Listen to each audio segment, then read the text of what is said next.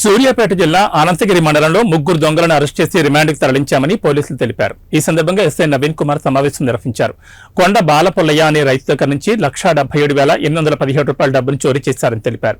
CC footage ఆధారంగా నిందితులను పట్టుకున్నామని అన్నారు. నిందితుల వద్ద నుంచి స్కూటీ, 2 సెల్ ఫోన్లు, నగదును స్వాధీనం చేసుకున్నామని చెప్పారు. తను టీవీఎస్ ఎక్సెల్ మీద వస్తుంటే అతను అడ్డగించి అతని దగ్గర 1,77,817 రూపాయలు ఒక ముగ్గురు వ్యక్తులు బైక్ మీద వచ్చి అడ్డగించి అతను కొట్టి అతని కింద పడేసి డబ్బులు తీసుకుపోవడం జరుగుతుంది.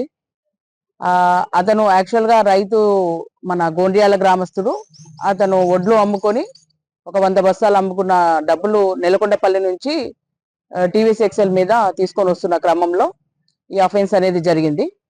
అయితే ఈ అఫెన్స్ మీద మనము ఇమీడియట్ గా కంప్లైంట్ చేయగానే మన ఎస్ఐ అండ్ టీమ్ నా పర్యవేక్షణలో ఇమీడియట్ గా మనకి సీసీ కెమెరాలు ఎక్కడెక్కడ ఉన్నాయి కంప్లైంట్ తో విచారించి ఆ సీసీ కెమెరాలో ఆయన వచ్చిన రూట్ లో మన ప్రతి కెమెరా వెరిఫై చేస్తే